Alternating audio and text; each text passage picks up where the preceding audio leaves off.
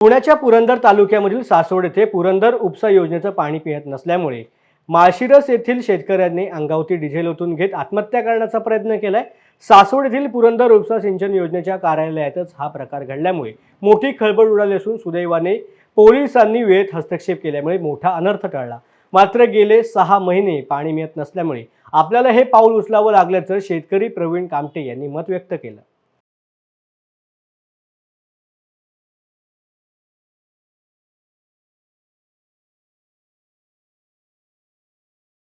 नमस्कार, मी प्रवीण अनंत कामटे, राहणार माळशिरस, तालुका पुरंदर, जिल्हा पुणे।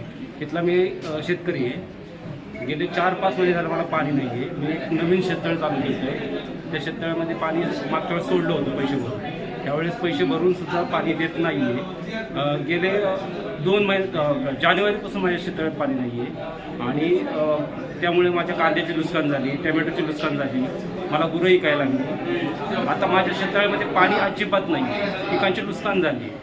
मी यांना दरवेळेस सांगून आणि त्यात काय झाले, माझं थोडंसं चढावरती असल्यामुळे ना हे म्हणतात की तुम्ही सगळे पाणीवरती प्रेशरने आल्याशिवाय मला पाणी मिळणार नाही आहे। ठीक आहे, चालेल म्हणलं। ज्यावेळेस काल माझ्याकडे पाणी येणार होतं आज, तर त्याच्यानंतर असं कळलं की आंबळ्यामध्ये वॉल खोललं। आम्ही सगळे शेतकरी आणि सरपंच घेऊन आम्ही आंबळ्यामध्ये आलो। आंबळ्यामध्ये आल्याच्यानंतर आम्हाला शिवीगाळ केली, आमच्या सरपंचांना धक्काबुक्की केली, शिवीगाळ केली की आम्ही पाणी आम्हाला लगड साहेबांनी केली। आम्ही फोन लावत होतो लगड साहेबांना, लगड साहेब काय फोन उचलत नाही आहे। त्याच्यानंतर मग वैतागून मी इथे येऊन हा प्रयत्न केलेला आहे।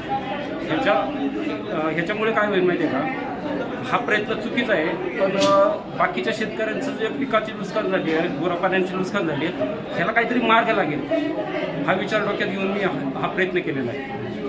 थँक्यू।